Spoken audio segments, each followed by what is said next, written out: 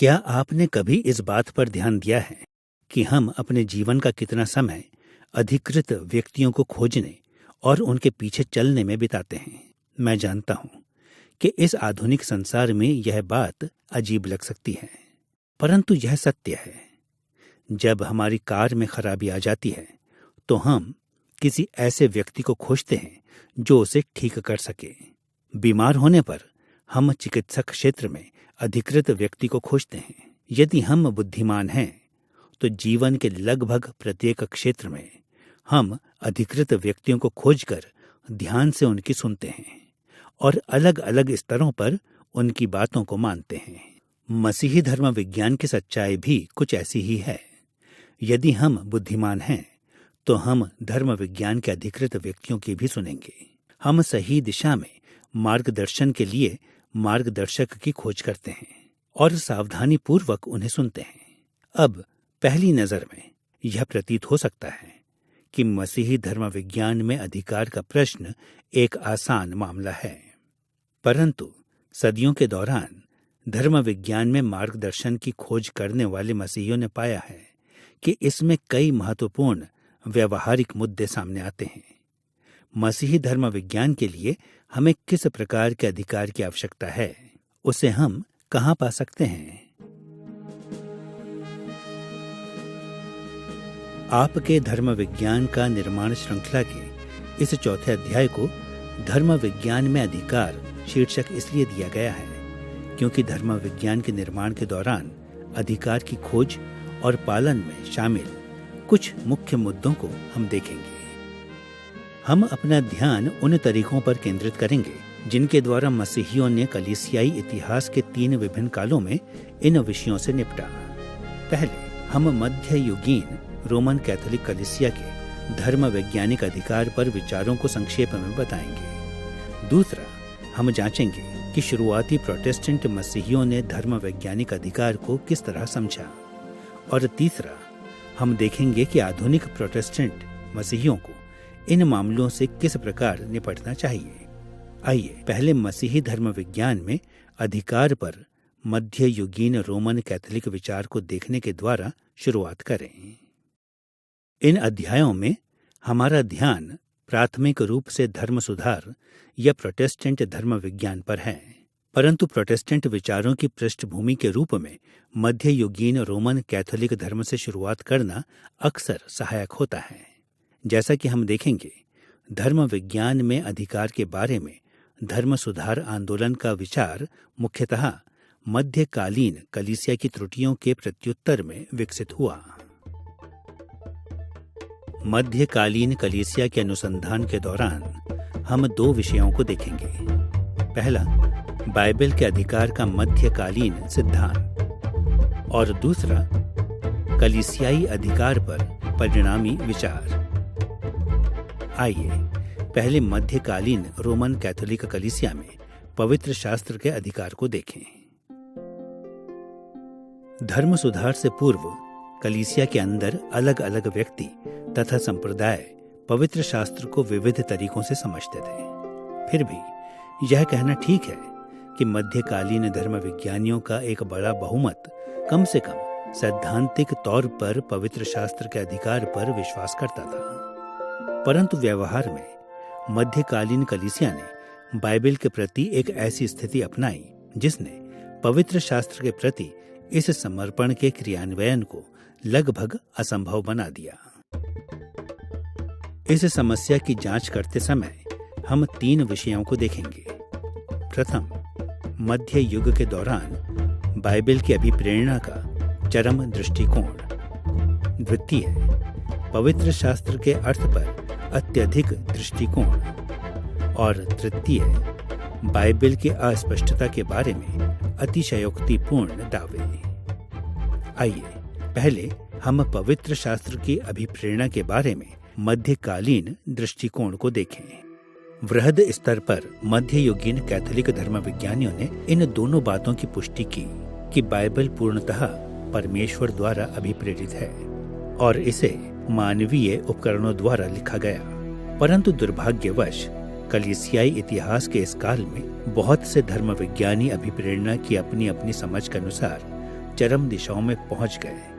उन्होंने पवित्र शास्त्र की मानवीय और ऐतिहासिक उत्पत्ति को अनदेखा कर दिया। उन्होंने पवित्र शास्त्र की मानवीय और ऐतिहासिक उत्पत्ति को अनदेखा कर पवित्र शास्त्र की दिव्य उत्पत्ति पर बल दिया। बाइबल की दिव्य उत्पत्ति के मध्यकालीन चरमपंथी दृष्टिकोण के कई कारण थे। उदाहरण के लिए मध्यकालीन धर्मविज्ञानी नवीन प्लूटोवाद और अरस्तुवाद जैसे यूनानी दर्शन शास्त्रों पर अत्यधिक निर्भर थे, और इन दर्शन शास्त्रों ने कई तरह से मसीही धर्म विज्ञान की श्रेणियों और प्राथमिकताओं का मार्गदर्शन किया। इन दर्शन शास्त्रों द्वारा अस्थायी और ऐतिहासिक वास्तविकताओं की बजाय अनंतकालीन वास्तविकताओं को अत्यधिक महत्व देने के कारण मसीही धर्म विज्ञानियों ने यह सोचना सीख लिया कि पवित्र शास्त्र के चरित्र के अनुसार इसकी ऐतिहासिक एवं मानवीय उत्पत्तियों की बजाय पवित्र शास्त्र की स्वर्गीय उत्पत्ति कहीं अधिक आवश्यक है। इससे बढ़कर मध्यकालीन बाइबल के विद्वान बाइबल के दिनों के प्राचीन इतिहास से इतने अधिक अनजान थे कि वे बाइबल की ऐतिहासिक पृष्ठभूमि का व्यावहारिक तौर पर ज्यादा लाभ नहीं उठा पाए।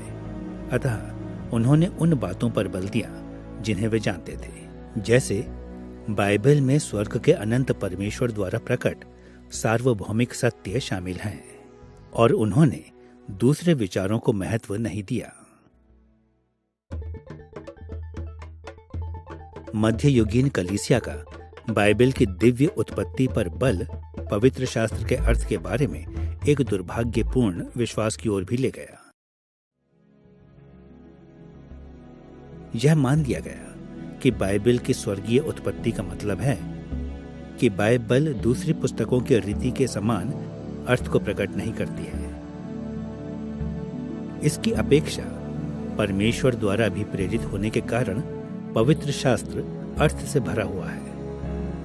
बहुत से मध्ययुगीन धर्मविज्ञानियों ने इस बात को मानने में अगस्टीन का अनुगमन किया कि बाइबल के अभिप्रेरणा का एक प्रमाण यह है कि पवित्र शास्त्र के पदों के बहुत से अर्थ हैं। देखें कि ऑगस्टीन ने इसे ऑन क्रिश्चियन डॉक्ट्रिन की तीसरी पुस्तक में किस प्रकार बताया।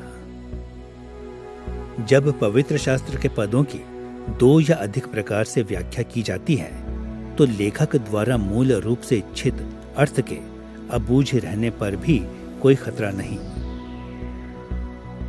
क्योंकि परमेश्वर पवित्र वचनों के संबंध में इससे अधिक और क्या उदार और फलदायी प्रबंध कर सकता था कि एक ही पद को कई प्रकार से समझा जा सके। कई प्रकार से हम पवित्र शास्त्र के प्रति ऑगस्टीन के ऊंचे दृष्टिकोण की प्रशंसा कर सकते हैं।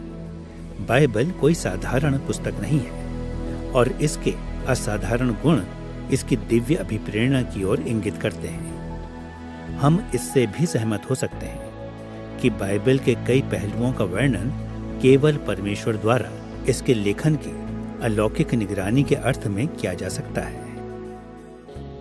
परंतु ऑगस्टीन का दृष्टिकोण इससे भी आगे गया। उसका मानना था कि दिव्य अभिप्रेरणा के कारण बाइबल के पद एक से अधिक अर्थों से भरे हैं। बाइबल के मानवीय लेखकों के इच्छित विचारों से स्वयं को संबंधित करने की बजाय ऑगस्टीन का विश्वास था कि हमें परमेश्वर द्वारा इच्छित विविध अर्थों पर ध्यान केंद्रित करना चाहिए। हम उनके इन विचारों को उत्कृष्ट बहुअर्थ नाम देंगे। यह विश्वास कि बाइबल के पदों में अर्थ और मूल्य के बहुत से स्तर होते हैं क्योंकि वे परमेश्वर की ओर से आते हैं। संभवतः उत्कृष्ट बहुअर्थ की सर्वाधिक परिचित अभिव्यक्ति जॉन कैसियन द्वारा प्रसिद्ध की गई व्याख्यात्मक विधि थी जो क्वाड्रिगा कहलाती है। इस विधि के अनुसार बाइबल के प्रत्येक पद के 4 विविध अर्थ होने के रूप में देखा जाना चाहिए। पहला, शाब्दिक अर्थ पद का सामान्य या साधारण अर्थ था।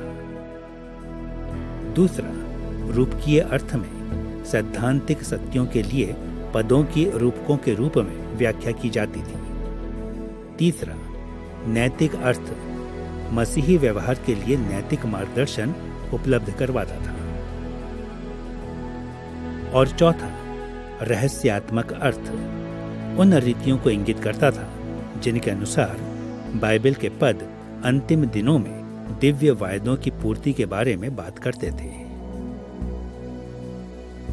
क्वाड्रिगा और उत्कृष्ट बहुअर्थ की अन्य अभिव्यक्तियां हमारे उद्देश्यों के लिए महत्वपूर्ण नहीं है, और बहुत से लेखकों ने दूसरे स्थानों पर उनका वर्णन किया है। हमारा ध्यान केवल इस बात पर है कि धर्म सुधार के समय तक मोटे तौर पर कैथोलिक धर्म विज्ञानियों का विश्वास था कि बाइबल के पदों के अर्थ उनसे कहीं बढ़कर थे, जिन्हें आज हम सामान्य या साधारण अर्थ कहते हैं।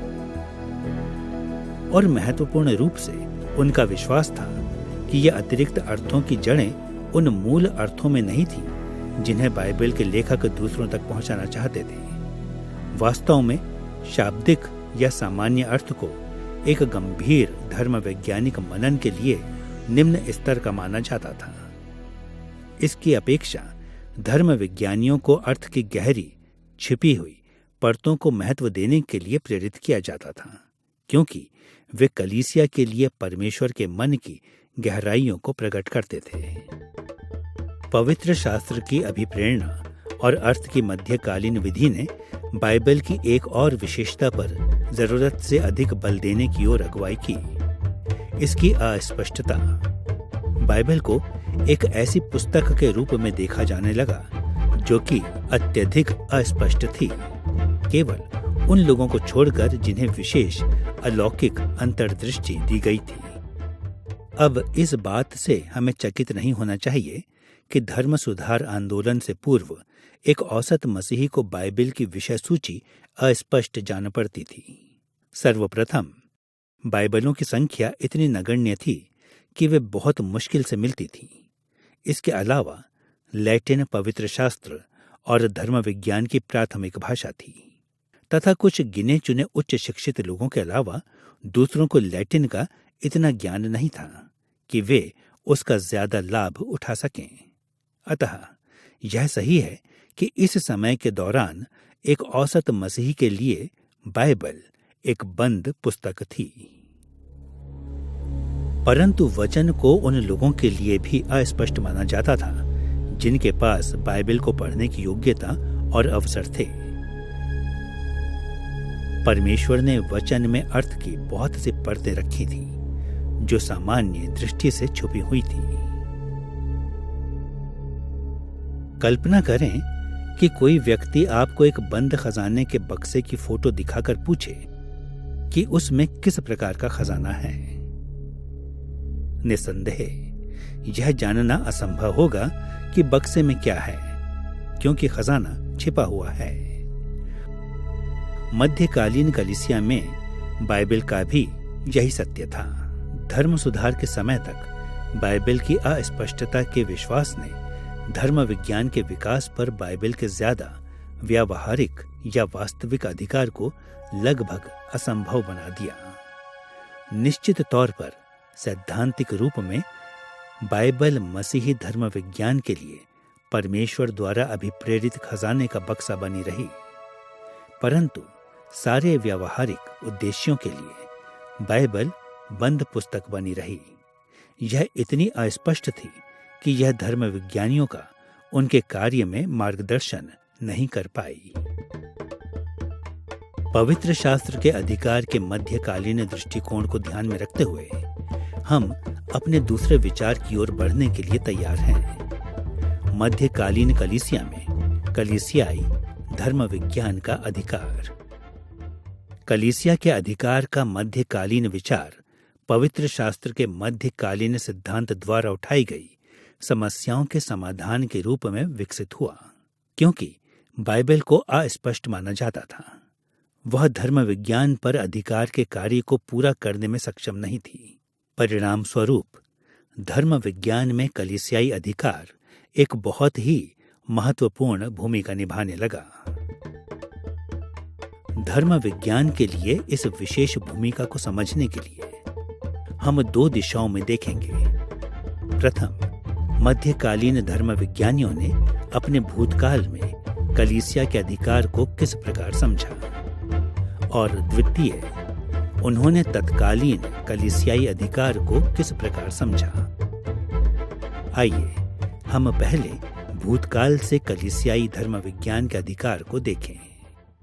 धर्म सुधार आंदोलन के समय तक कैथोलिक कलीसिया ने भूतकाल में कलीसियाई अधिकार के बारे में एक विस्तृत विचार विकसित कर लिया था। निसंदेह पवित्र शास्त्र को ही कलीसिया की विरासत के एक हिस्से के रूप में देखा जाता था। हाँ, जैसा हम देख चुके हैं, मध्य युग तक पवित्र शास्त्र की शिक्षाओं को इतना अस्पष्ट माना जाता था कि उन्हें समझने के लिए दूसरे स्रोतों की आवश्यकता थी। परिणाम स्वरूप मध्यकालीन धर्म विज्ञानियों ने यह निर्धारित करने के लिए कलीसियाई धर्म विज्ञान के इतिहास में देखा कि उन्हें क्या विश्वास करना चाहिए, और उनमें से अधिकांश ने कलीसिया के इतिहास को अपने लोगों की सत्य के मार्गों में अगुवाई और मार्गदर्शन करने वाले परमेश्वर के इतिहास के रूप में देखा। इस कारण कलीसिया की भूतकालीन शिक्षा कम से कम दो रीतियों से मध्यकालीन धर्म विज्ञानियों के लिए महत्वपूर्ण थी। एक तरफ प्रारंभिक कलीसियाई अगुवों पर अत्यधिक ध्यान दिया गया। पॉलीकार्प, इग्नेशियस, आइरेनियस, टर्तुलियन और जस्टिन मार्टायर तथा बाद के अगुवों जैसे ऑगस्टीन, एथनेशियस एवं जेरोम के लेखों ने कलीसिया के विभिन्न क्रमों पर गहरा प्रभाव डाला।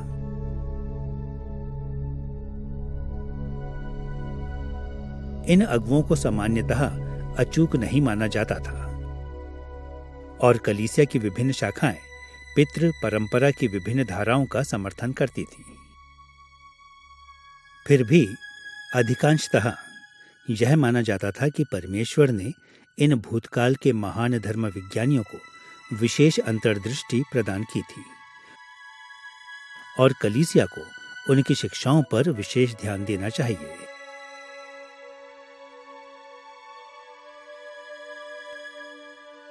दूसरी तरफ मध्यकालीन कलीसिया की सार्वभौमिक सभाओं, नाइसिया की सभा, कॉन्स्टेंटिनोपल की सभा, चार्ल्सडन की सभा पर भी अत्यधिक आश्रित थी। इन सभाओं की खोजों को बहुत गंभीरता से लिया जाता था। सारे व्यवहारिक उद्देश्यों के लिए मध्य युग के धर्म विज्ञानी उन्हें बाइबल की शिक्षा का अखंड सार मानते थे। उनसे असहमत होना पवित्र शास्त्र और मसीही से असहमत होने के समान था।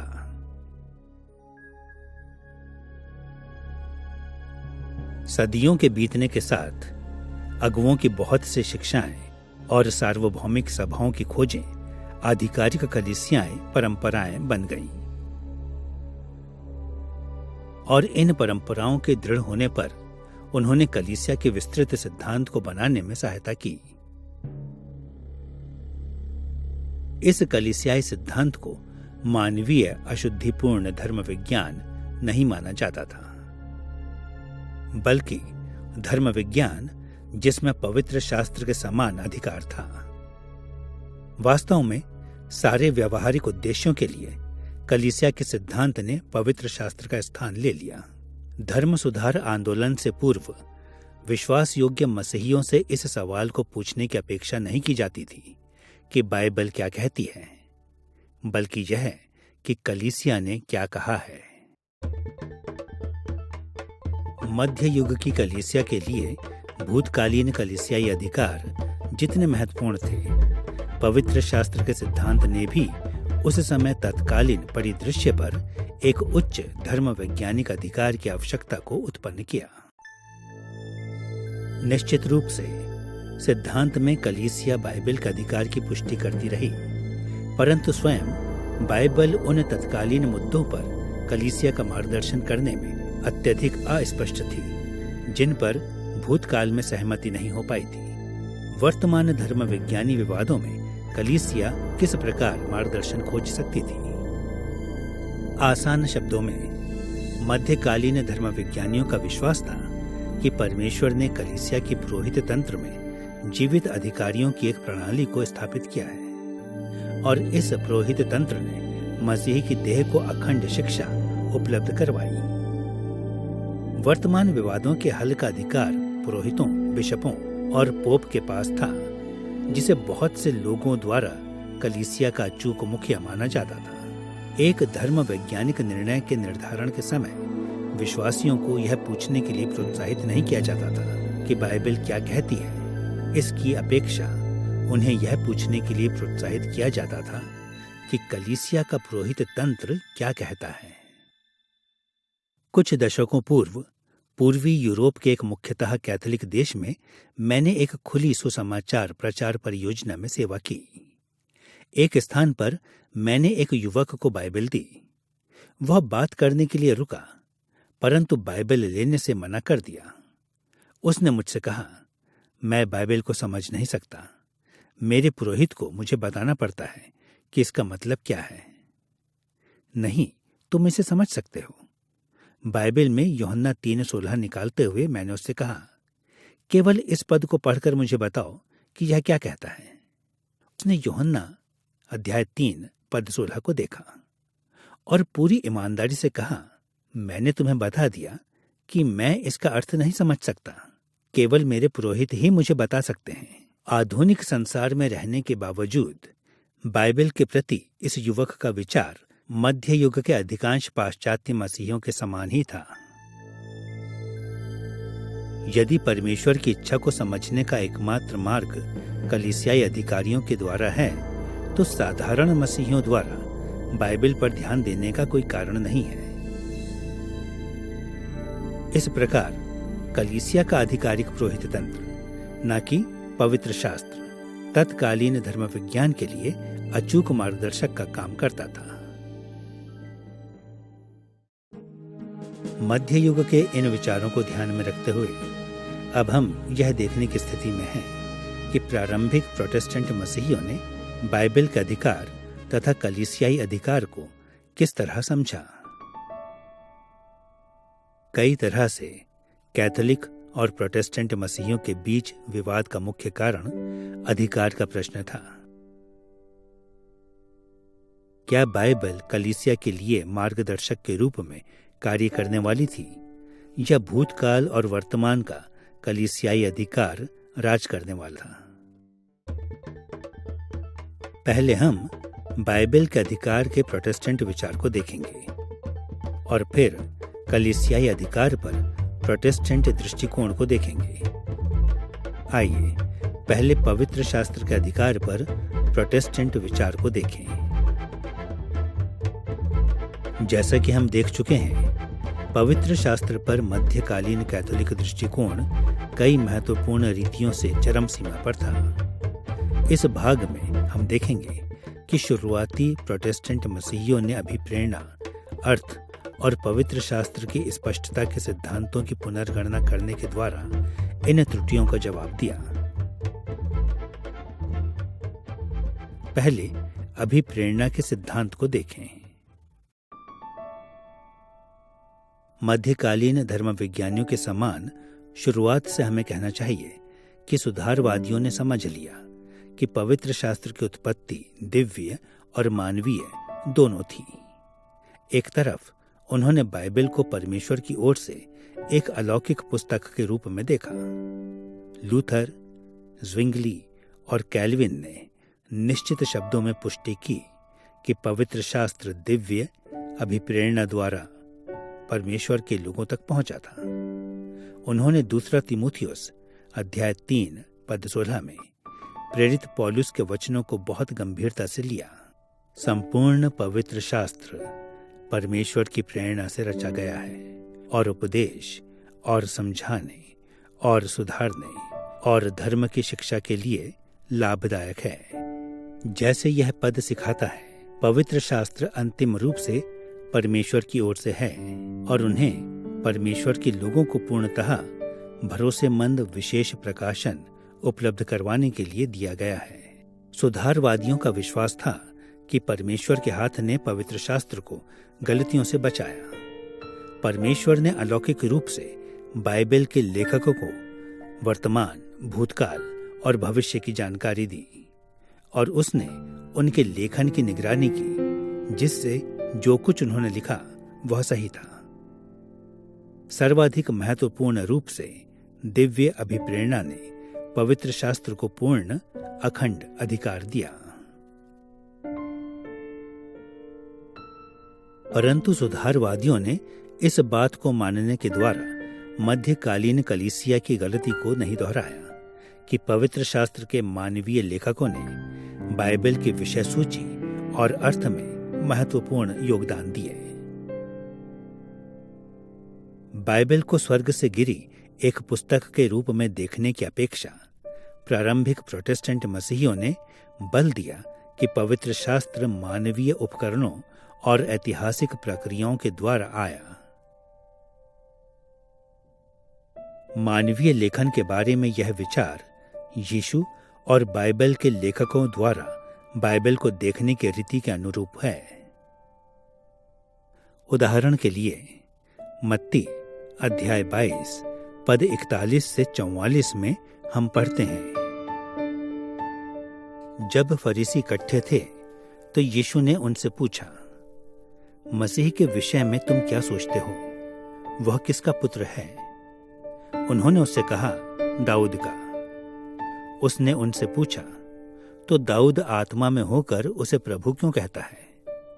प्रभु ने मेरे प्रभु से कहा, मेरे दाहिने बैठ, जब तक कि मैं तेरे बैरियों को तेरे पांवों के नीचे ना कर दूं। इस पद्यांश में यीशु स्पष्ट रूप से इसके मानवीय लेखक दाऊद की ओर ध्यान आकर्षित करने के द्वारा फरीसियों को व्याकुल करने के लिए भजन 110 के पद 1 का प्रयोग करते हैं।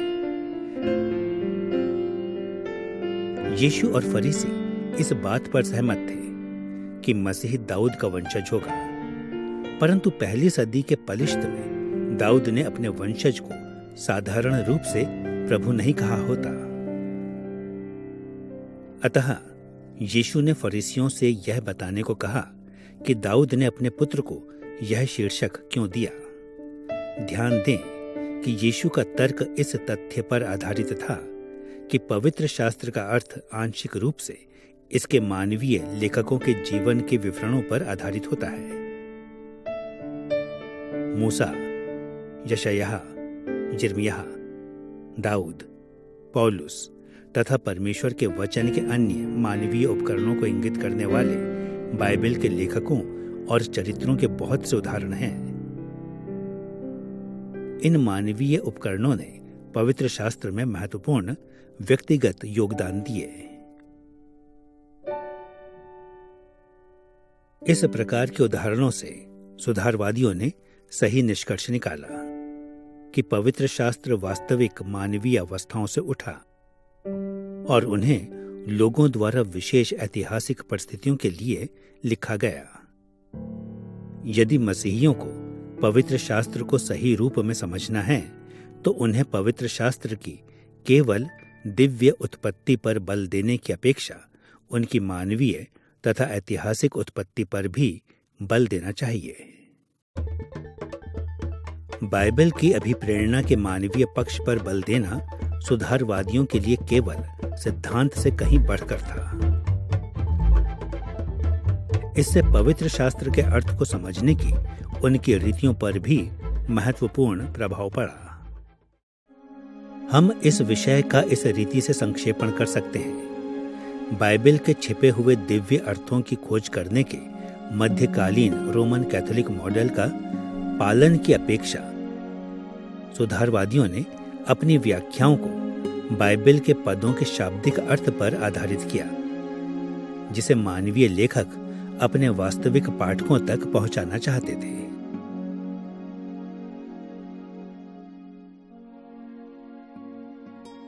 अब हमें यह ज्ञात होना चाहिए कि प्रारंभिक प्रोटेस्टेंट मसीहियों ने अपने आप को पवित्र शास्त्र के अर्थ की मध्यकालीन विधियों से पूरी तरह अलग नहीं किया।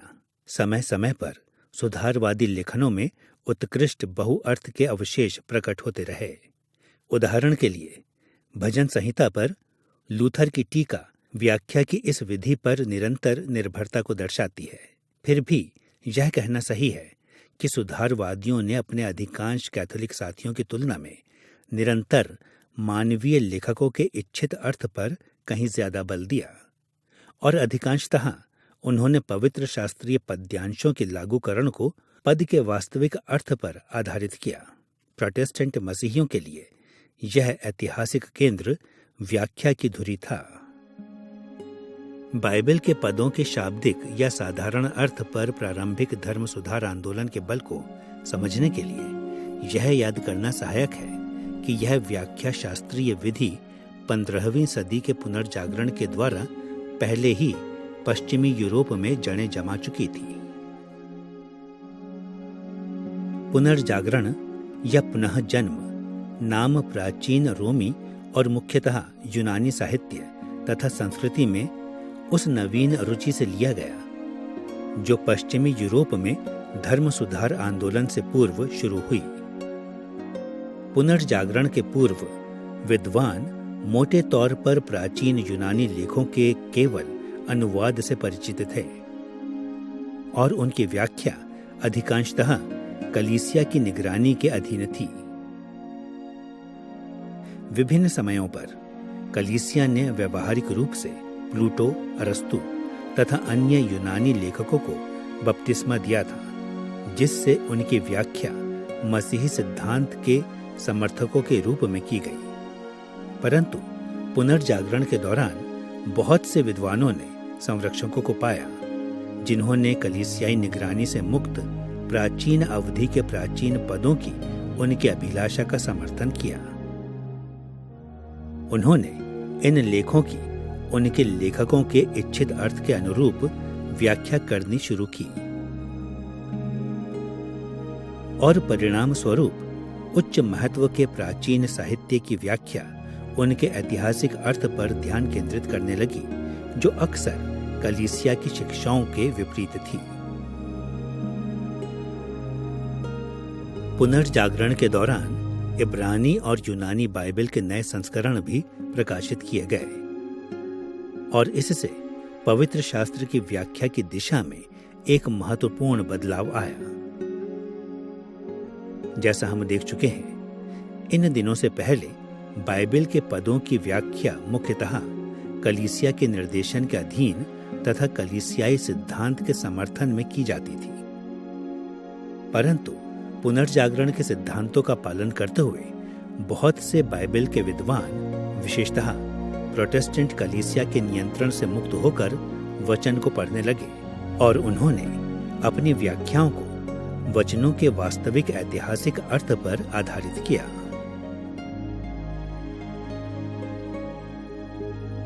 संपूर्ण व्याख्या के आधार के रूप में वास्तविक अर्थ या शाब्दिक मतलब की ओर प्रोटेस्टेंट केंद्रीयकरण पवित्र शास्त्र के अर्थ की समझ में महत्वपूर्ण बदलाव लाया।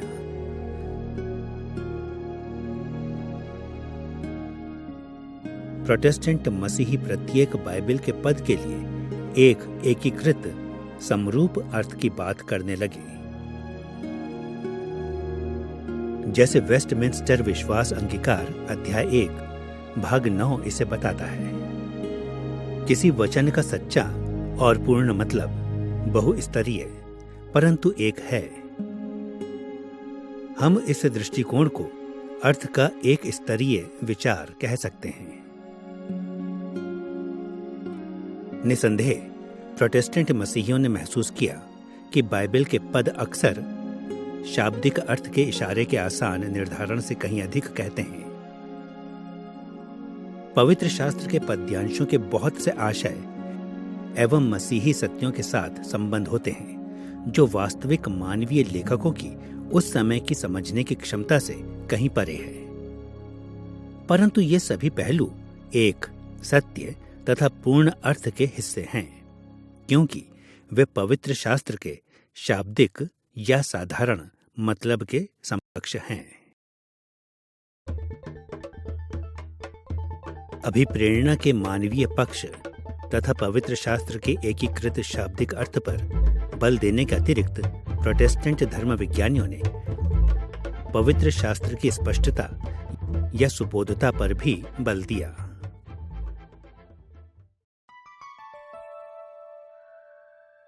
पवित्र शास्त्र के अस्पष्ट होने या इसके लिए अधिकृत कलीसियाई व्याख्या की आवश्यकता को देखने की बजाय सुधारवादियों ने तर्क दिया कि बाइबल समझने योग्य थी।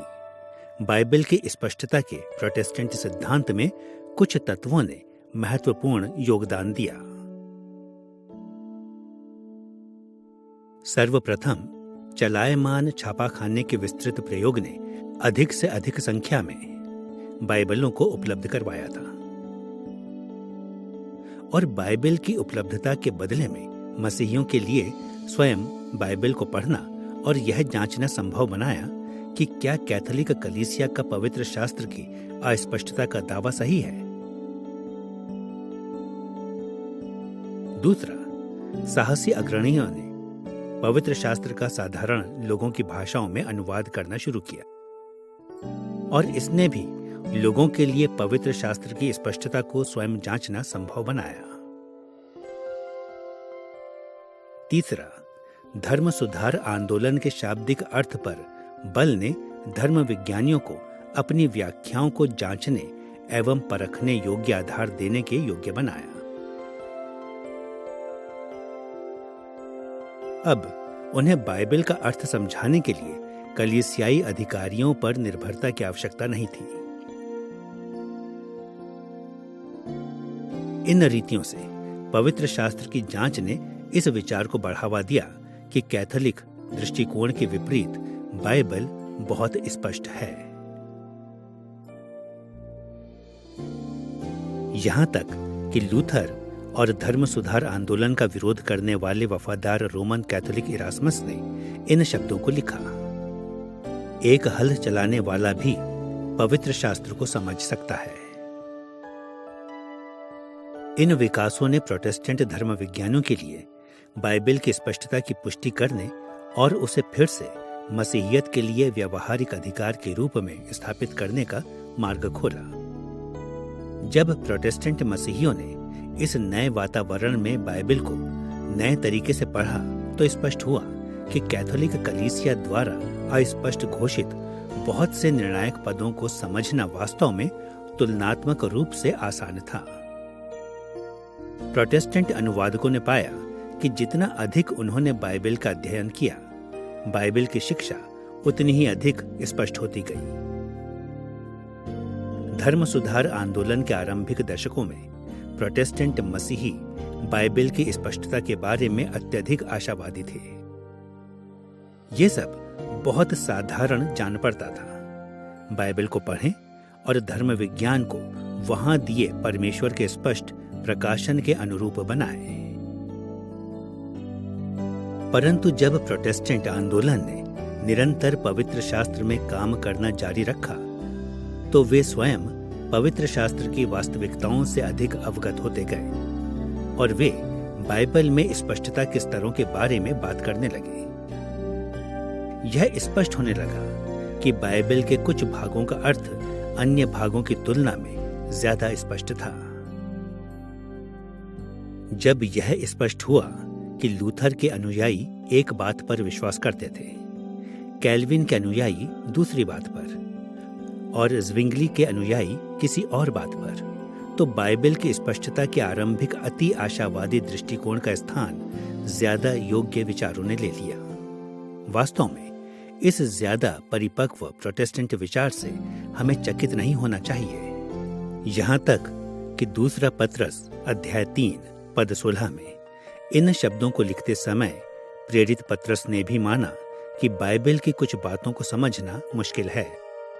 पौलुस की पत्रियों में कुछ बातें ऐसी हैं जिनका समझना कठिन है और अनपढ़ और चंचल लोग उनके अर्थों को भी पवित्र शास्त्र की अन्य बातों की तरह खींच-तान कर अपने ही नाश का कारण बनाते हैं। ध्यान दें कि पत्रस क्या कहता है। उसने यह नहीं कहा कि पौलुस की सारी पत्रियों को समझना आसान है, ना ही उसने यह कहा कि सारी पत्रियों को समझना मुश्किल है, बल्कि उसने कहा कि पौलुस की पत्रियों में कुछ बातें हैं जिनका समझना कठिन है। इस प्रकार मध्यकालीन कलीसिया के विपरीत प्रोटेस्टेंट सुधारवादियों ने बाइबल को कलीसिया के अधिकार के ऊपर ठहराया। प्रोटेस्टेंट मसीही समझ गए थे कि उन्हें पवित्र शास्त्र में परमेश्वर के प्रकाशन से अलग नहीं किया गया था। उन्होंने पवित्र शास्त्र की स्पष्टता की पुष्टि की और परिणाम स्वरूप बाइबल को सारे कलीसियाई अधिकार के ऊपर सर्वोच्च अधिकार के रूप में पुनः स्थापित किया गया। अब जबकि हम पवित्र शास्त्र के शुरुआती प्रोटेस्टेंट दृष्टिकोण को देख चुके हैं, तो हम यह देखने की स्थिति में हैं कि शुरुआती प्रोटेस्टेंट मसीहियों ने कलीसियाई अधिकार को किस प्रकार देखा। जैसा हम देख चुके हैं, सुधारवादी बाइबल को धर्म विज्ञान के एकमात्र अखंड नियम के रूप में पुनः स्थापित करने के लिए पवित्र शास्त्र की अभिप्रेरणा, अर्थ और स्पष्टता के अपने विचारों पर निर्भर थे। फिर भी हमें इस तथ्य से भी अवगत होना चाहिए कि आरंभिक प्रोटेस्टेंट सुधारवादियों ने कलीसियाई धर्म विज्ञान के अधिकार को पूरी तरह नहीं नकारा। इसके विपरीत प्रोटेस्टेंट सुधारवादियों का विश्वास था कि कलीसियाई धर्म विज्ञान में बहुत अधिक अधिकार है, परंतु बल दिया कि यह अधिकार गौण था और पवित्र शास्त्र की शिक्षाओं के अधीन था। दो दिशाओं में देखने के द्वारा कलीसियाई अधिकार के बारे में प्रोटेस्टेंट विचार का अनुसंधान करना सहायक होगा। पहला, शुरुआती प्रोटेस्टेंट सुधारवादियों ने भूतकाल से कलीसिया के अधिकार को कैसे समझा, और दूसरा, उन्होंने तत्कालीन कलीसिया के अधिकार को किस प्रकार समझा। पहले भूतकालीन कलीसियाई अधिकार पर प्रोटेस्टेंट विचार को देखें। यद्यपि हम में से बहुत से लोगों के लिए इसकी कल्पना करना कठिन है, आरंभिक प्रोटेस्टेंट सुधारवादियों ने कलीसियाई अगुवों और कलीसिया की आरंभिक सभाओं के अधिकार को अच्छी तरह से समझा। सुधारवादियों ने कलीसिया का स्वस्थ सिद्धांत बनाए रखा। उनका दृढ़ विश्वास था कि पवित्र आत्मा ने उन बहुत से महत्वपूर्ण सत्यों की ओर आरंभिक कलीसिया की अगुवाई की थी, जिन्हें उस समय के मसीहियों को जानने की जरूरत थी। जैसा हम पूर्व के एक अध्याय में देख चुके हैं, सुधारवादियों ने 16 स्क्रिप्चरा केवल पवित्र शास्त्र के नारे के अंतर्गत पवित्र शास्त्र के अधिकार की बात की। दुर्भाग्यवश आज बहुत से सुसमाचारीय मसीहियों को 16 स्क्रिप्चरा के सिद्धांत के बारे में गंभीर गलतफहमी है। हमारे समय में बहुत से सुसमाचारिक मसीहियों का विश्वास है कि 16 स्क्रिप्चरा के सिद्धांत का आशय है कि हमारे पास बाइबल के अलावा कोई और अधिकार स्रोत नहीं होना चाहिए। परंतु धर्म सुधार आंदोलन का विचार यह नहीं था, और यह 16 स्क्रिप्चरा के सिद्धांत का सही आशय नहीं है। सुधारवादियों ने अपने इस विश्वास के कारण 16 स्क्रिप्चरा पर बल नहीं दिया था कि बाइबल ही विश्वासियों के लिए एकमात्र अधिकार स्रोत है, बल्कि उनका मतलब था कि विश्वासियों के लिए केवल बाइबल ही वह अधिकार स्रोत है जिस पर कोई सवाल नहीं उठाया जा सकता है। यह सुनने में अजीब लग सकता है। प्रोटेस्टेंट मसीहियों ने 16 स्क्रिप्चरा के सिद्धांत का दृढ़ता से बचाव इस कारण नहीं किया था कि शेष सभी अधिकारों को ठुकरा दिया था, बल्कि इसलिए कि उन्होंने अन्य धर्म वैज्ञानिक अधिकारों को उच्च सम्मान दिया। सुविधा की दृष्टि से वेस्टमिंस्टर विश्वास अंगीकार अध्याय 1 पद्यांश 10 में इन मामलों के सारांश को बताना सहायक होगा।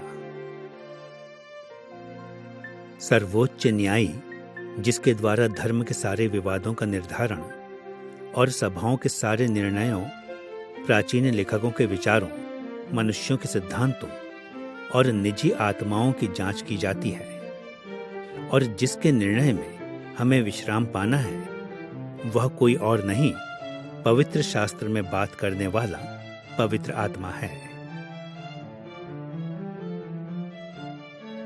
यह पद्यांश दृढ़ता से पुष्टि करता है कि पवित्र शास्त्र में बात करने वाला पवित्र आत्मा सर्वोच्च न्यायी है, जो धर्म के सारे विवादों का निर्धारण करता है। अन्य शब्दों में, कलीसिया के सभी निर्णय पवित्र शास्त्र के प्रमाप के अनुसार किए जाने चाहिए। परंतु यहां भाषा पर ध्यान दें। बाइबल में बात करने वाला पवित्र आत्मा सर्वोच्च न्यायी है।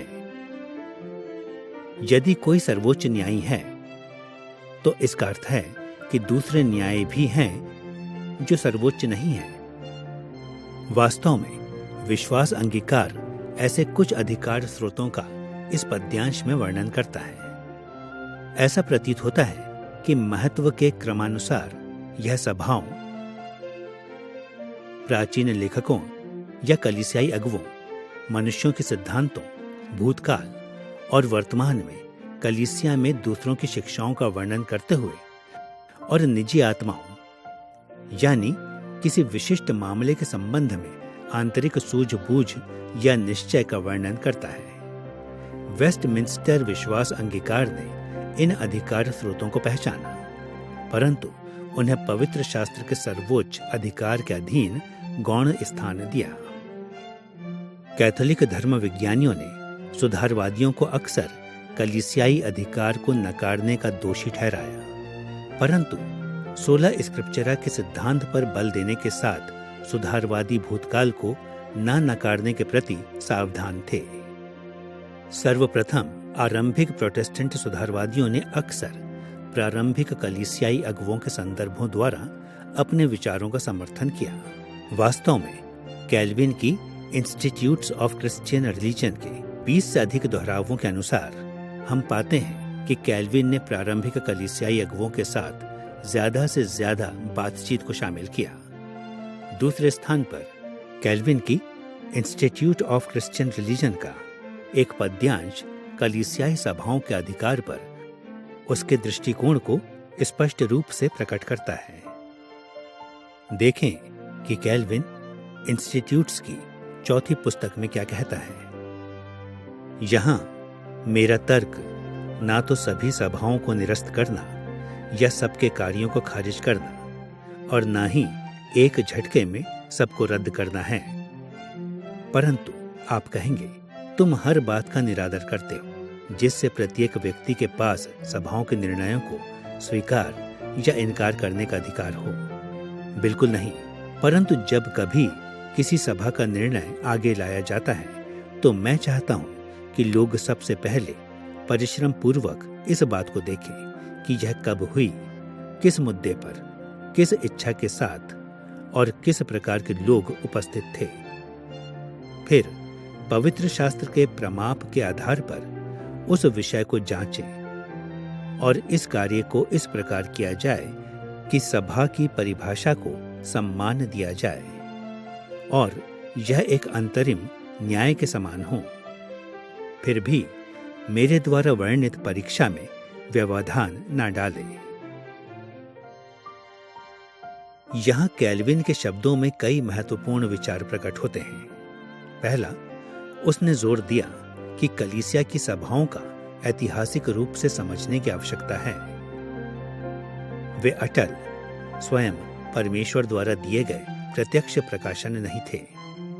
पुनर्जागरण की व्याख्यात्मक विधियों, ऐतिहासिक शाब्दिक अर्थ पर ध्यान को कलीसिया सभाओं पर लागू किया जाना चाहिए। विश्वासियों को इस बात पर ध्यान देना चाहिए कि सभा कब हुई, किस मुद्दे पर, किस इच्छा के साथ और किस प्रकार के लोग उपस्थित थे।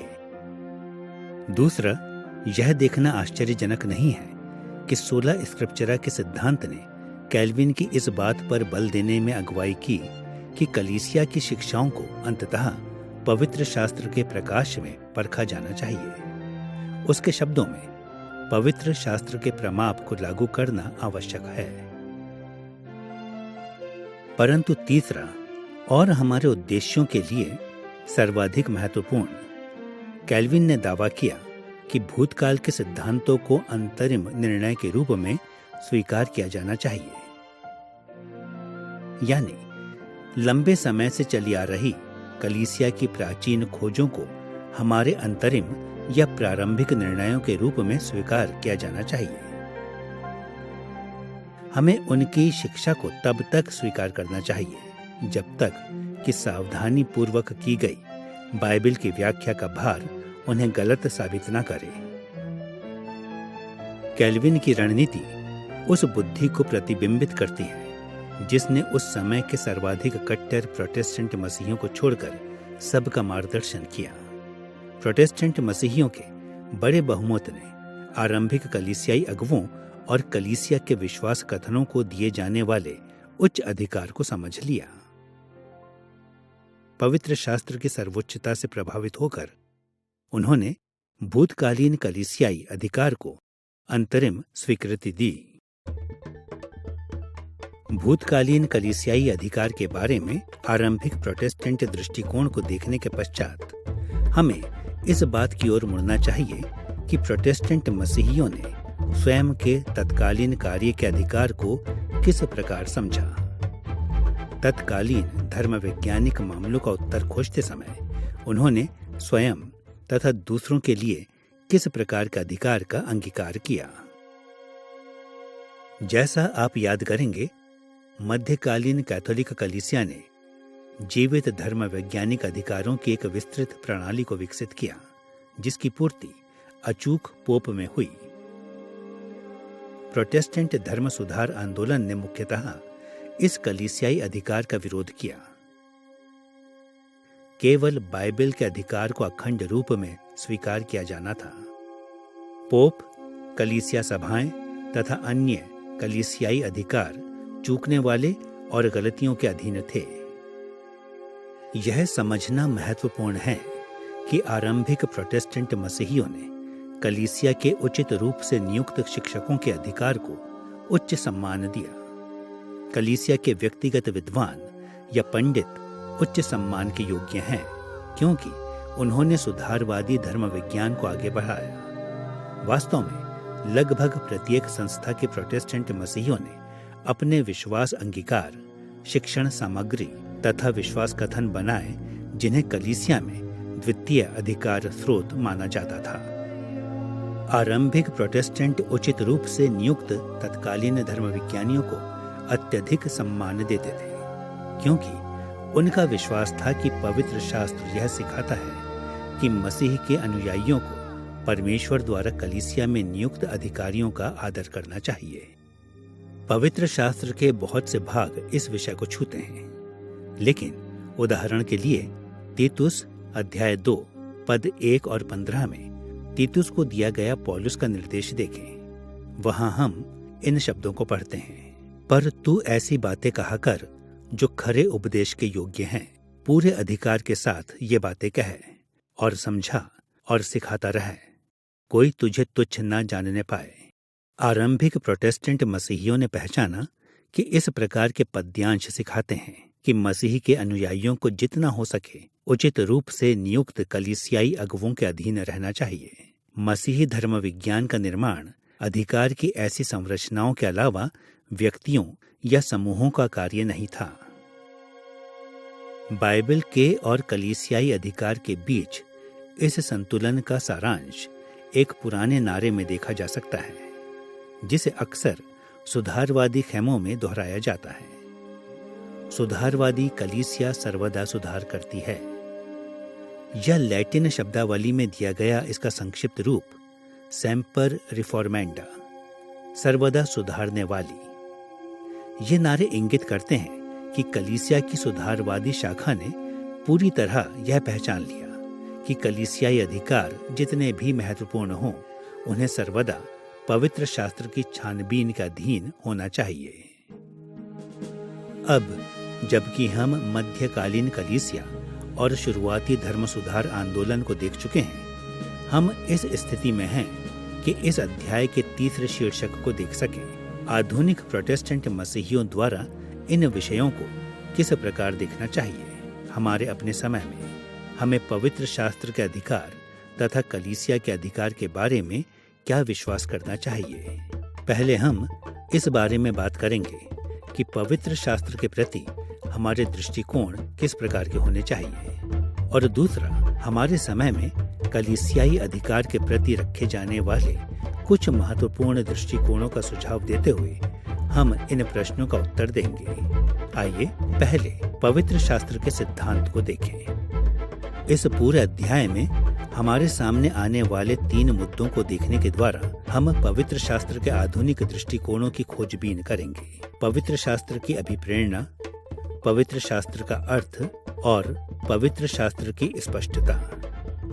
हमारे समय में इन विषयों पर कई विभिन्न दृष्टिकोण सुधारवादी परंपरा के पालन का दावा करते हैं। हम पवित्र शास्त्र की अभिप्रेरणा पर आधुनिक दृष्टिकोणों से शुरू करके इन विचारों को देखेंगे और उनके महत्व का निर्धारण करेंगे। आज प्रोटेस्टेंट होने का विश्वसनीय दावा करने वाला प्रत्येक व्यक्ति इन विश्वासों को अपनाएगा कि पवित्र शास्त्र परमेश्वर की ओर से अभिप्रेरित है। फिर भी इस बारे में अत्यधिक असमंजस है कि हमारे समय में अभिप्रेरणा के सुधारवादी सिद्धांत को किस तरह बनाया जाए। आधुनिक प्रोटेस्टेंट मसीहियों के बीच 3 प्रकार के दृष्टिकोण प्रचलित हैं। पहले किनारे पर एक दृष्टिकोण है जो औपन्यासिक अभिप्रेरणा कहलाता है। दूसरे सिरे का दृष्टिकोण यांत्रिक अभिप्रेरणा कहलाता है। इन 2 चरम विचारों के बीच एक दृष्टिकोण है जिसे सुव्यवस्थित अभिप्रेरणा कहा जाता है। आइए इन तीनों को संक्षेप में देखें। औपन्यासिक अभिप्रेरणा का समर्थन मुख्यतः ज्यादा उदार प्रोटेस्टेंट मसीहियों द्वारा किया जाता है। इस विचार में बाइबल औपन्यासिक अर्थ में अभिप्रेरित है, ठीक उसी प्रकार जैसे हम शेक्सपियर, रेम्ब्रांट या बाख के अभिप्रेरित होने की बात करते हैं। परमेश्वर ने बाइबल के लेखकों को प्रेरित किया, लेकिन उनकी पत्रियों का अधीक्षण नहीं किया। इस विचार के अनुसार पवित्र शास्त्र केवल मनुष्यों का मत है, इसलिए पवित्र शास्त्र में चूक हो सकती है और उनमें कलीसिया पर पूर्ण अधिकार की कमी है। अब यह कहने की आवश्यकता नहीं है कि धर्म सुधार आंदोलन की दिशा में बढ़ने वालों द्वारा इस विचार का इनकार करना आवश्यक है। यह बाइबल की विश्वसनीयता और सर्वोच्च अधिकार का इनकार करने के द्वारा 16 स्क्रिप्चरा के प्रति प्रोटेस्टेंट केंद्रीय समर्पण को त्याग देता है। दूसरे सिरे पर यांत्रिक अभिप्रेरणा है, जिसे कई बार श्रुति लेख अभिप्रेरणा भी कहा जाता है। यह दृष्टिकोण बताता है कि पवित्र शास्त्र को लिखते समय बाइबल के लेखक निष्क्रिय थे। इस विचार के अनुसार बाइबल का लेखक स्वयं परमेश्वर है, जबकि मानवीय लेखकों ने उसके आज्ञाकारी सचिवों के रूप में कार्य किया।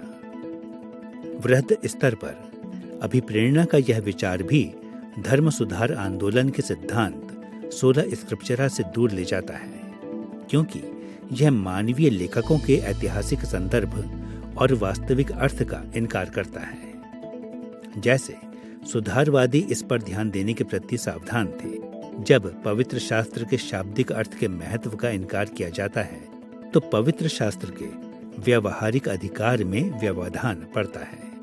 फिर बाइबल के अर्थ का निर्धारण तथा पालन नहीं किया जा सकता है।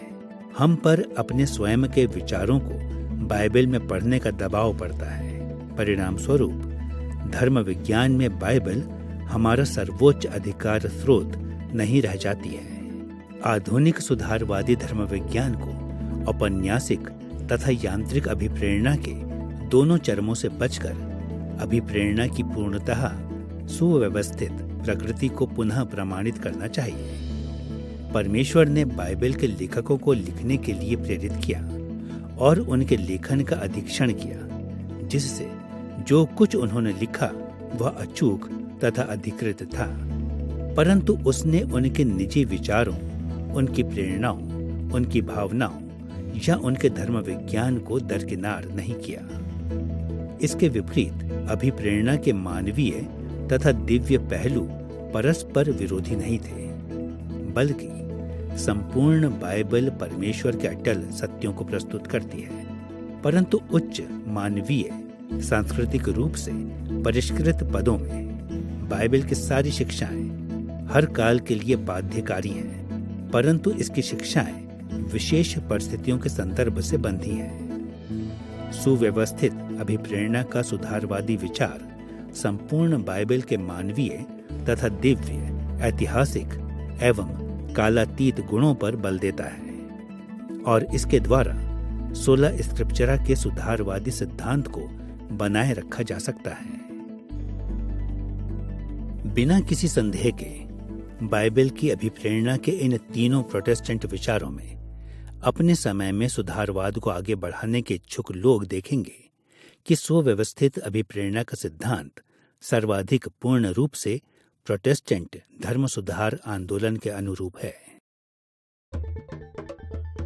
अभिप्रेरणा की सुव्यवस्थित प्रकृति पर बल देने के साथ सुधारवादी परंपरा के आधुनिक धर्म विज्ञानियों को पवित्र शास्त्र के अर्थ की प्रकृति का भी सही रूप में निर्धारण करना चाहिए।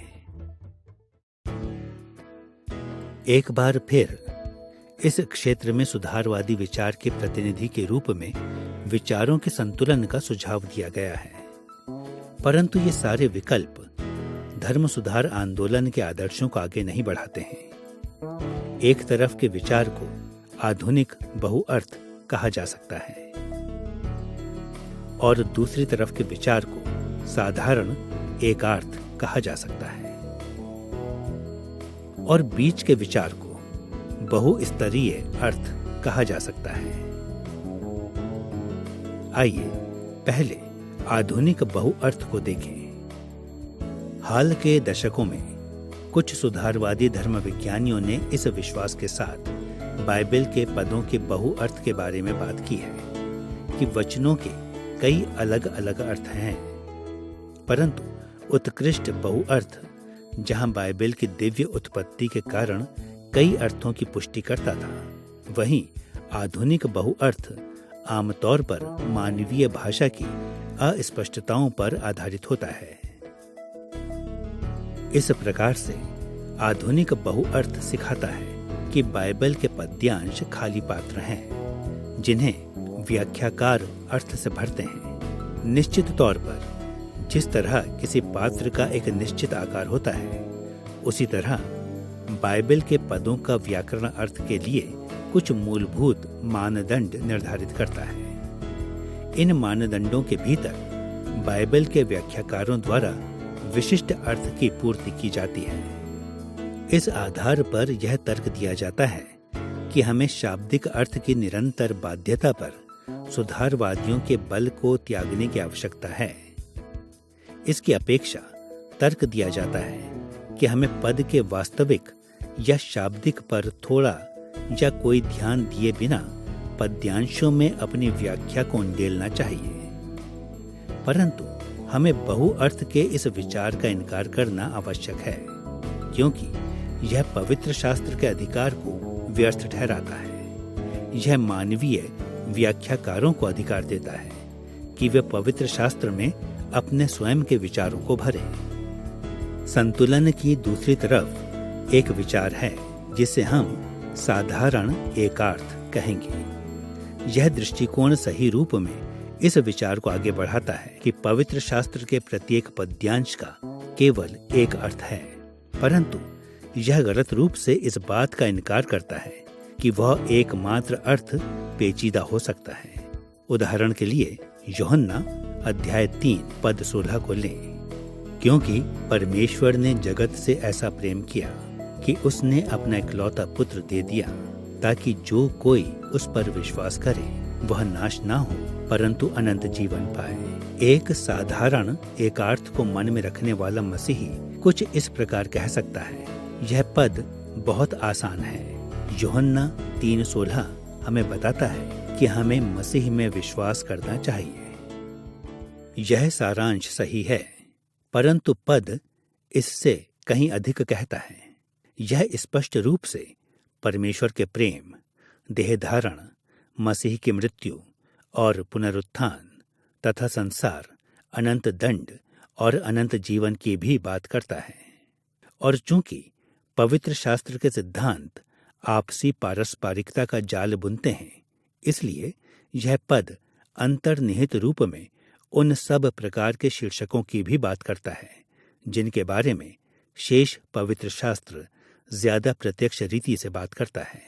अतः इस अर्थ में यूहन्ना अध्याय 3 पद 16 का केवल एक अर्थ है, परंतु वह अर्थ हमारे द्वारा दिए जा सकने वाले इसके किसी भी सारांश के परे है।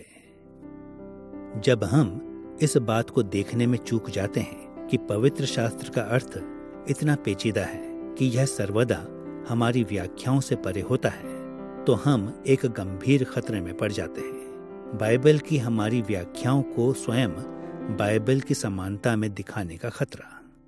हमारी व्याख्या स्वयं बाइबल के अधिकार को ले लेती है और 16 स्क्रिप्चरा यानी इस विश्वास का इनकार कर देते हैं कि बाइबल हमेशा हमारी व्याख्याओं के ऊपर है।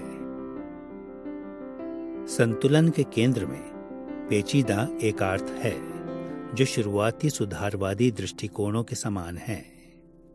वेस्टमिंस्टर विश्वास अंगीकार अध्याय 1 पद्यांश 9 में पेचीदा एकार्थ का वर्णन करता है, जहां वह इन शब्दों को कहता है, जब किसी वचन के सही या गलत अर्थ के बारे में संदेह हो जो बहुअर्थी नहीं परंतु एक है, तो इसे अन्य स्थानों पर खोज कर जानना चाहिए जहां वचन ज्यादा स्पष्ट है। इस विचार में प्रत्येक पद्यांश का एक अर्थ है, परंतु वह एक अर्थ पेचीदा और बहुस्तरीय है जिसे पवित्र शास्त्र की संपूर्ण शिक्षा द्वारा स्थापित बहुस्तरीय पारस्परिक जाल द्वारा प्रकट किया जाता है। हमें आज पेचीदा एकार्थ के इस सुधारवादी विचार को प्रमाणित करने की आवश्यकता है, क्योंकि यह प्रमाणित करता है कि बाइबल एक अधिकृत अर्थ को उपलब्ध कराने के लिए हमारा इंतजार नहीं करती, बल्कि स्वयं उसे प्रस्तुत करती है। साथ ही यह हमें वचन को बाइबल के हमारे सारांशों के स्तर तक गिराने से भी रोकता है। प्रत्येक वचन उसकी व्याख्या करने के हमारे सर्वोत्तम प्रयासों के ऊपर अधिकृत है। बहुस्तरीय एकार्थ का यह दृष्टिकोण पवित्र शास्त्र के अर्थ को इस तरह समझने की रीति उपलब्ध कराता है जो हमें आज के समय में सुधारवादी धर्म विज्ञान को आगे बढ़ाने के योग्य बनाएगी। अब हम बाइबल की स्पष्टता के बारे में आधुनिक सुधारवादी विचारों पर बात करने की स्थिति में हैं। संतुलन पर 3 बिंदुओं के बारे में सोचना फिर से हमारे लिए सहायक होगा। एक सिरे पर हम पूर्ण अस्पष्टता की ओर आधुनिक प्रवृत्तियों का सामना करते हैं और दूसरे किनारे पर हम पूर्ण स्पष्टता के प्रति आधुनिक प्रवृत्तियों का सामना करते हैं। परंतु स्पष्टता के स्तरों का सुधारवादी सिद्धांत बीच में है। आज ऐसे प्रोटेस्टेंट मसीहियों को पाना कठिन नहीं है जो बाइबल को पूर्णतः अस्पष्ट या हमसे छिपी हुई मानते हैं। अक्सर विनाश और उत्तर आधुनिक व्याख्या शास्त्र की रीति पर वे पवित्र शास्त्र को अस्पष्ट मानते हैं, क्योंकि उनका विश्वास है कि बाइबल विरोधाभासी तथा स्व पराजित है, जैसा कि विशेष सभी साहित्य के बारे में सोचते हैं। उनके विचार में बाइबल की व्याख्या के इतिहास ने व्याख्या की इतनी अधिक मुश्किलों को प्रकट किया है कि आज यह निर्धारण करना लगभग नामुमकिन है कि हमें बाइबल को किस प्रकार समझना चाहिए। यह सत्य है कि सारे पर्याप्त मानवीय संप्रेषण के साथ बाइबल के प्रकाशन के किनारों पर सदा अस्पष्टताएं होती हैं, परंतु यह नहीं कहा जा सकता कि बाइबल हर बात पर अस्पष्ट है। बाइबल में बहुत कुछ है जो पूर्णतः स्पष्ट है। यह विचार पवित्र शास्त्र की स्पष्टता में सुधारवादी विश्वास को प्रतिबिंबित नहीं करता है। यदि हम आज सुधारवादी विचार की दिशा में बढ़ना चाहते हैं, तो हमें बाइबल की अस्पष्टता के बारे में इन अतिरेकपूर्ण विचारों को नकारना होगा। संतुलन के दूसरे किनारे पर कुछ प्रोटेस्टेंट लोग विश्वास करते हैं कि लगभग पूरा पवित्र शास्त्र इतना स्पष्ट है कि वे उसे जल्दी और आसानी से समझ सकते हैं। अधिकांशतः ऐसे विचारों के समर्थक बाइबल की स्पष्टता के इस आसान विचार को इस कारण पकड़े रहते हैं क्योंकि वे उन सभी व्याख्याओं को एकदम नकार देते हैं जो उनके बहुत संकीर्ण मसीही समुदायों से ना हों। पवित्र शास्त्र की स्पष्टता को बढ़ा चढ़ाकर बताना आज सुधारवादी परंपरा के बहुत से धर्म विज्ञानियों के लिए एक बड़ी परीक्षा है। हम पवित्र शास्त्र को आधुनिक संदेह और सनकीपन से दूर रखना चाहते हैं, परंतु पवित्र शास्त्र की स्पष्टता को इस तरह जरूरत से ज्यादा आसान बनाना पवित्र शास्त्र की स्पष्टता के सुधारवादी दृष्टिकोण का प्रतिनिधित्व नहीं करता है। जैसा हम देख चुके हैं कि आरंभिक सुधारवादियों ने माना कि पवित्र शास्त्र के कुछ भागों को समझना यदि असंभव नहीं तो कठिन जरूर है। पवित्र शास्त्र की स्पष्टता के इस संतुलन के बीच में एक स्थिति है जो स्पष्टता के स्तरों को मानती है। वेस्टमिंस्टर विश्वास अंगीकार अध्याय 1 पद्यांश 7 में इसी स्थिति को अपनाया गया है। पवित्र शास्त्र की सारी बातें अपने आप में साफ या सब के लिए स्पष्ट नहीं है, परंतु उद्धार के लिए जिन बातों को जानना, विश्वास करना और मानना जरूरी है, उन्हें पवित्र शास्त्र में किसी एक या दूसरे स्थान पर इतनी स्पष्टता से बताया गया है कि न केवल विद्वान बल्कि अनपढ़ लोग भी साधारण साधनों के प्रयोग द्वारा उनकी पर्याप्त समझ पा सकते हैं। ध्यान दें कि अंगीकार इस बात की पहचान करता है कि जो उद्धार के लिए आवश्यक है वह किसी एक या दूसरे स्थान पर स्पष्ट है, परंतु यह भी मानता है कि पवित्र शास्त्र में सब कुछ समान रूप से स्पष्ट नहीं है। अन्य शब्दों में बाइबल न तो पूर्णतः अस्पष्ट है और न ही पूर्णतः स्पष्ट। आप याद करेंगे कि हमने एक पिछले अध्याय में विभिन्न मसीही सिद्धांतों पर अपने भरोसे के विविध स्तरों की पहचान की थी। हमने निश्चितता का शंकु नामक मॉडल का प्रयोग किया। निश्चितता के शंकु के नीचे की ओर ऐसे विश्वास होते हैं जिन पर हमारी हल्की पकड़ होती है, क्योंकि उनके बारे में हमारे भरोसे का स्तर नीचा होता है। शीर्ष पर मुख्य विश्वास होते हैं जिन्हें हम मजबूती से पकड़े रहते हैं। उन्हें त्यागने का अर्थ है मसीही विश्वास को त्यागना, और इन दोनों किनारों के बीच में ऐसे विश्वास होते हैं जिन पर हमारे भरोसे का स्तर अलग अलग होता है। पवित्र शास्त्र की स्पष्टता को इन्हीं शब्दों में सोचना सहायक होगा। पहला, उद्धार के लिए आवश्यक ज्ञान सहित बाइबल की शिक्षा के बहुत से पहलुओं को समझने के लिए विद्वतापूर्ण प्रयास की आवश्यकता नहीं होती है।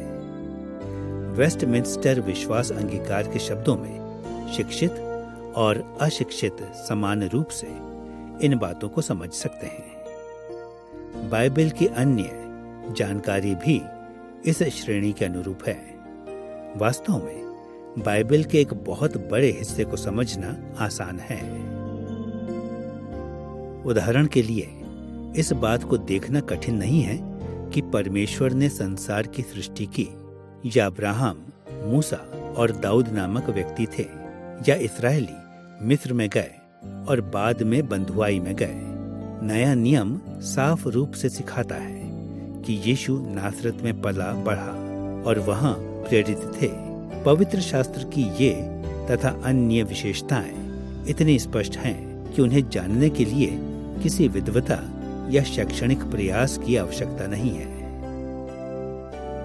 दूसरा, पवित्र शास्त्र के कुछ पहलुओं के बारे में केवल गंभीर विद्यार्थियों को पता होता है, जो प्राचीन इतिहास या पद आलोचना या बाइबल की भाषाओं, व्याख्यात्मक विधियों और धर्म विज्ञान जैसे विषयों का अध्ययन करते हैं। ऐसे विषयों में हम कुछ बातों की गिनती कर सकते हैं, जैसे पौलुस का अंतिम दिनों का धर्म विज्ञान या उत्पत्ति की पुस्तक का ऐतिहासिक उद्देश्य। पवित्र शास्त्र के ऐसे पहलुओं के लिए ज्यादा विद्वतापूर्ण ध्यान की आवश्यकता होती है, परंतु पर्याप्त शैक्षणिक प्रयासों के साथ शुरुआत में अस्पष्ट प्रतीत होने वाली बहुत सी बातें स्पष्ट हो जाती हैं। अंत में चाहे हम कितना भी प्रयास करें, बाइबल के कुछ पद अस्पष्ट रहते हैं। पवित्र शास्त्र के ऐसे आयामों के स्पष्ट उदाहरण उस समय सामने आते हैं जब हम शमूएल, राजाओं और इतिहास की पुस्तक या नए नियम के सुसमाचारों जैसे पवित्र शास्त्र के समानांतर भागों में समन्वय का प्रयास करते हैं। यद्यपि इन क्षेत्रों में लंबी दूरी तय कर ली गई है, परंतु बहुत सी समस्याएं अब भी समाधान रहित प्रतीत होती हैं। अतः हमें सर्वदा यह याद रखना चाहिए कि बाइबल के कुछ आयाम दूसरों से अधिक स्पष्ट हैं। इस वास्तविकता का सामना करने पर ही हम पवित्र शास्त्र के अधिकार को जिम्मेदारी से समझ सकते हैं। यद्यपि पवित्र शास्त्र का प्रत्येक भाग अखंडनीय रूप से अधिकृत है, लेकिन व्यवहारिक स्तर पर पवित्र शास्त्र के विभिन्न भागों की स्पष्टता के आधार पर हम इसके अधिकृत मार्गदर्शन के विविध स्तरों को समझ और इस्तेमाल कर सकते हैं। अतः हम देखते हैं कि हमारे समय में सुधारवादी परंपरा का प्रतिनिधित्व करने के लिए हमें पवित्र शास्त्र की स्पष्टता के आधुनिक चरमों से बचना चाहिए और प्रमाणित करना चाहिए कि स्पष्टता के स्तर अलग अलग हैं। बाइबल के अधिकार के इन दृष्टिकोणों को ध्यान में रखते हुए हमें अपना ध्यान आधुनिक सुधारवादी धर्म विज्ञान में कलीसियाई अधिकार की ओर मोड़ना चाहिए। हम फिर दो दिशाओं में ध्यान केंद्रित करेंगे। पहला, हम देखेंगे कि आधुनिक सुधारवादी धर्म विज्ञानियों को भूतकाल से चले आ रहे कलीसियाई अधिकारों को किस प्रकार से देखना चाहिए, और दूसरा, हम बात करेंगे कि आधुनिक सुधारवादी धर्म विज्ञानियों को आज कलीसियाई अधिकार को किस प्रकार से देखना चाहिए। आइए पहले भूतकाल को देखें। जैसा कि हमने देखा, आरंभिक प्रोटेस्टेंट समझ गए थे कि पवित्र आत्मा ने भूतकाल में कलीसिया को बहुत से सत्य सिखाए थे। उन्होंने अगुओं की शिक्षाओं, विश्वास कथनों और लंबे समय से चली आ रही कलीसिया की परंपराओं को अंतरिम निर्णय के रूप में स्वीकार करने के द्वारा उन्हें उचित सम्मान दिया तथा पालन किया। फिर भी आरंभिक प्रोटेस्टेंट मसीहियों ने कलीसिया की भूतकालीन शिक्षाओं के ऊपर पवित्र शास्त्र सर्वोच्चता की दृढ़ पुष्टि के द्वारा इस व्यवहार में संतुलन भी बनाए रखा।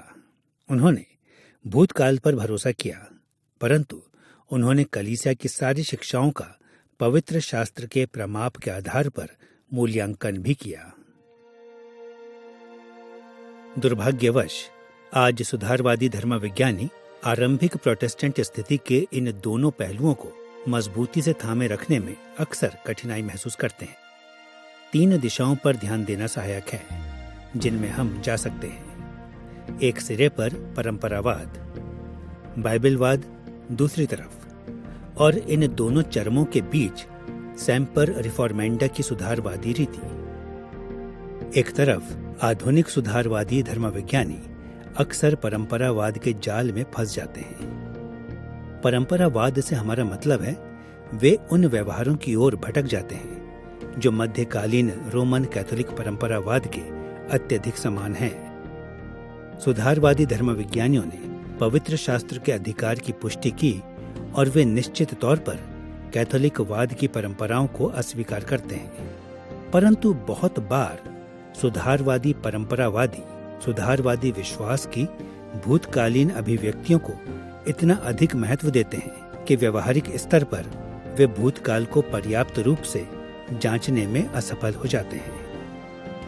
यदि आज आपको सुधारवादी धर्म विज्ञानियों के बारे में अत्यधिक जानकारी है, तो आपने संभवतः इस प्रवृत्ति को देखा होगा। अक्सर सुधारवादी धर्म विज्ञानी भूतकालीन सैद्धांतिक स्थितियों और व्यवहारों को इस हद तक अपनाते हैं कि इन परंपराओं को वर्तमान विचार तथा व्यवहार के लिए अखंड आधारों के रूप में ले लिया जाता है। बहुत बार सुधारवादी धर्मविज्ञानियों में धर्म वैज्ञानिक सवालों का उत्तर बाइबल क्या कहती है पूछने की अपेक्षा केवल यह पूछने के द्वारा देने की होती है कि सुधारवादी विश्वास अंगीकार क्या कहते हैं। दूसरी तरफ भूतकालीन कलीसियाई अधिकार को देखते समय आधुनिक सुधारवादी धर्मविज्ञानी दूसरे चरम की ओर भी चले जाते हैं। पुनर्जागरण आधुनिकवाद के मसीही अनुवाद में वे बाइबलवाद में गिर जाते हैं। ये धर्मविज्ञानी इस प्रकार कार्य करते हैं मानो प्रत्येक मनुष्य को भूतकालीन प्रोटेस्टेंट परंपरा की सहायता के बिना बाइबल के आधार पर प्रत्येक धर्म वैज्ञानिक मामले का निर्णय करने की आवश्यकता हो।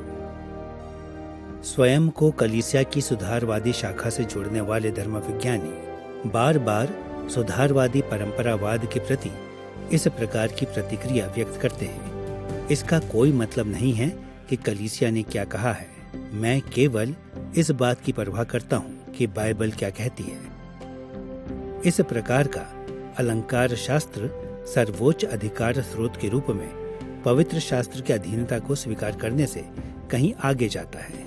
यह परमेश्वर के आत्मा द्वारा कलीसिया को दी गई बुद्धि को अनदेखा करता है और यह धर्म वैज्ञानिक निर्णय केवल उन व्यक्तियों या व्यक्तियों के समूहों को प्रदान करता है जो वर्तमान में कार्यरत हैं। आज धर्म सुधार आंदोलन की दिशा में चलने के लिए सेम्पर रिफॉर्मेंडा के सिद्धांत की पुनः पुष्टि करने की आवश्यकता है। हमें सुधारवादी परंपरा के महत्व को अनदेखा किए बिना पवित्र शास्त्र की सर्वोच्चता की पुष्टि करने का प्रयास करना चाहिए।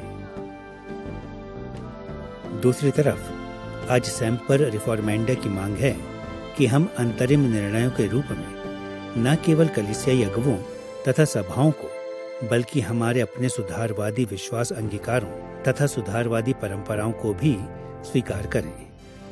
हमारे पास वेस्टमिंस्टर विश्वास अंगीकार, वेस्टमिंस्टर छोटी एवं बड़ी प्रश्नोत्तरी, हेडलबर्ग प्रश्नोत्तरी, बेल्जिक विश्वास अंगीकार तथा डॉर्ट का कैनन है। इन अभिलेखों के अतिरिक्त हमारे पास भूतकाल के अगुवों तथा धर्म विज्ञानियों की अनगिनत कम औपचारिक पत्रियां हैं, परंतु दूसरी तरफ इन भूतकाल के अधिकारों को सर्वदा पवित्र शास्त्र के अखंडनीय शिक्षा के अधीन होना चाहिए। आज धर्म सुधार आंदोलन को आगे बढ़ाने के लिए हमें भूतकालीन कलीसियाई अधिकारों को पवित्र शास्त्र के अधिकार के अधीन इस प्रकार का महत्व देना सीखना चाहिए।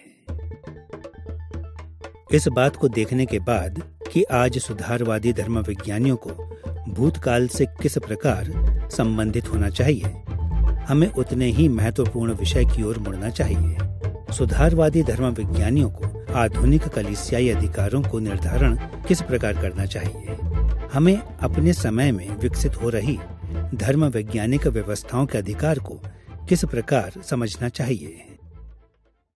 हमने देखा कि आरंभिक प्रोटेस्टेंट मसीहियों ने कलीसिया में उचित रूप से नियुक्त अगुवों द्वारा विकसित धर्म विज्ञान की पुष्टि की, परंतु उन्होंने इस बात का ध्यान रखा कि आधुनिक कलीसियाई अधिकार पवित्र शास्त्र की शिक्षा से भी ऊपर ना हो जाएं। दुर्भाग्यवश एक बार फिर आधुनिक सुधारवादी धर्मविज्ञानियों को इन प्रारंभिक प्रोटेस्टेंट दृष्टिकोणों को मानना कठिन जान पड़ता है। अपने समय में रहते हुए सुधारवादी धर्मविज्ञानियों को समझने के प्रयास में वे चरम सीमा की ओर चले जाते हैं। एक तरफ सुधारवादी धर्मविज्ञानी आज की सैद्धांतिक व्यवस्थाओं के बारे में संदेहपूर्ण होते हैं। दूसरी तरफ बहुत से लोग हमारे समय की सैद्धांतिक व्यवस्थाओं के बारे में सिद्धांतवाद की ओर चले जाते हैं, परंतु प्रामाणिक सुधारवादी धर्म विज्ञान का मार्ग आधुनिक सैद्धांतिक व्यवस्थाओं में विश्वास योग्य बनने का प्रयास करना है।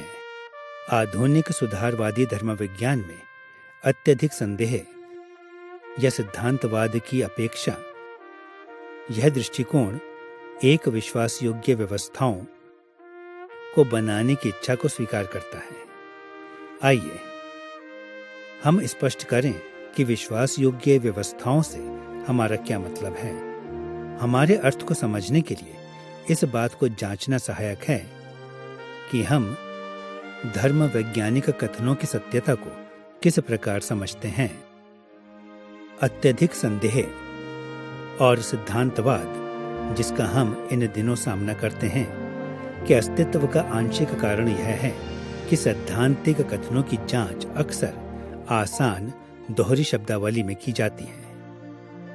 पारंपरिक निराकार तार्किक सत्य सारणियों के समान सैद्धांतिक कथनों को अक्सर सही या गलत के रूप में देखा जाता है, परंतु वास्तविकता में इस निराकार दोहरे मॉडल से पीछा छुड़ाना सहायक है।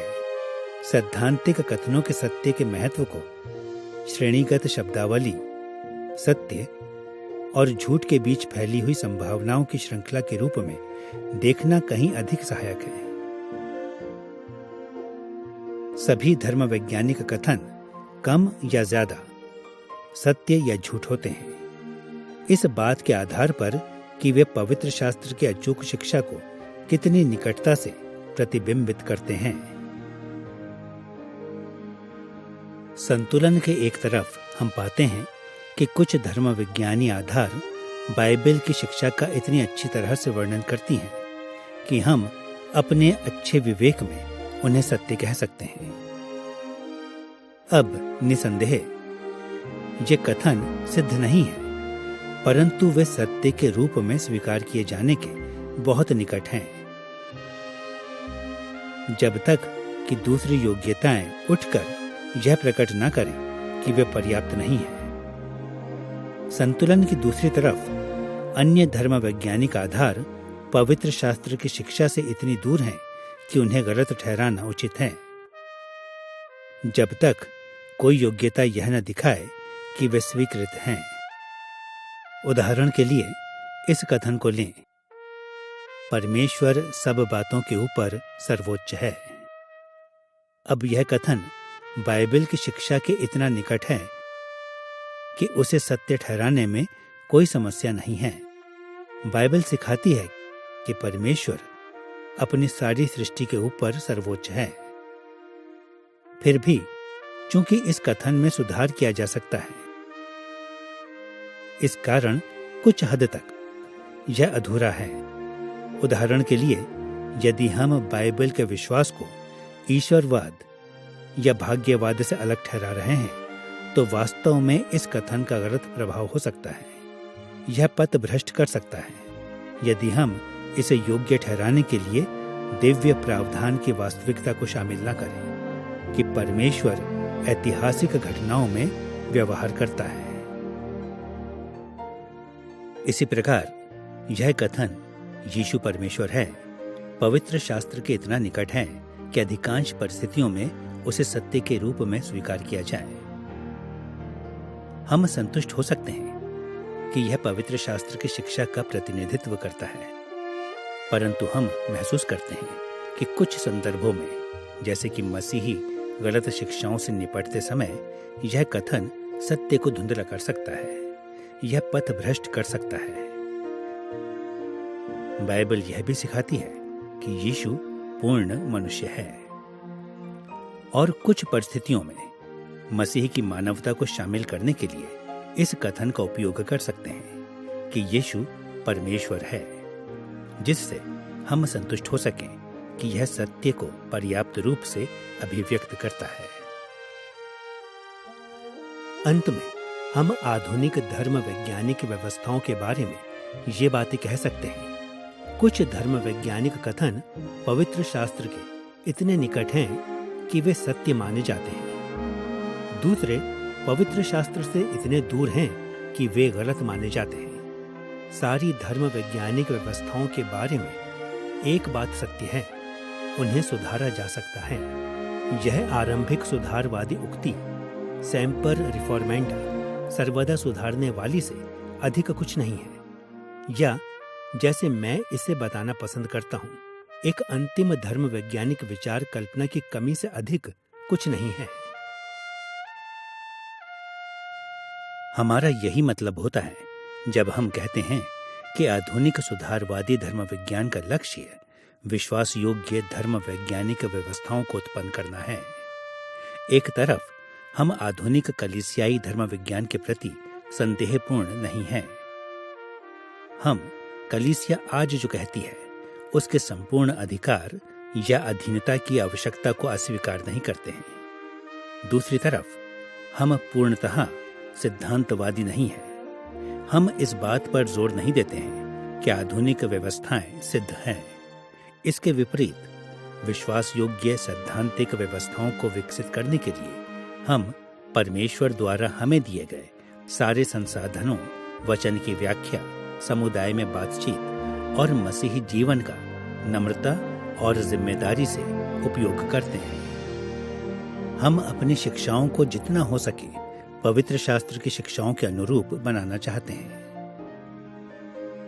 हमारे सिद्धांत पवित्र शास्त्र के जितने निकट होंगे उनका अधिकार उतना ही अधिक होगा। परंतु सभी मामलों में कलीसिया के धर्म विज्ञान को सदैव पवित्र शास्त्र के अधीन रखा जाना चाहिए। हमारा लक्ष्य विश्वास योग्य धर्म वैज्ञानिक व्यवस्थाओं को उत्पन्न करना है। इस अध्याय में हमने बाइबल के तथा कलीसियाई अधिकार के बीच संबंध पर अनुसंधान किया। हमने मध्य युग में विकसित हुए कई दृष्टिकोणों को देखा।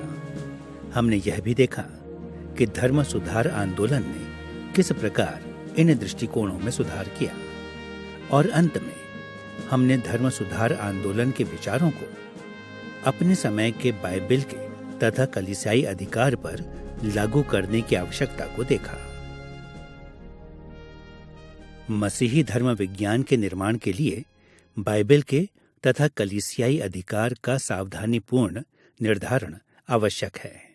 इस अध्याय में सीखे हुए सिद्धांतों को ध्यान में रखने के द्वारा हम उन बहुत सी समस्याओं से बच सकेंगे जिन्होंने भूतकाल में कलीसिया के धर्म विज्ञान को परेशान किया और हमें आज भी परेशान करती हैं।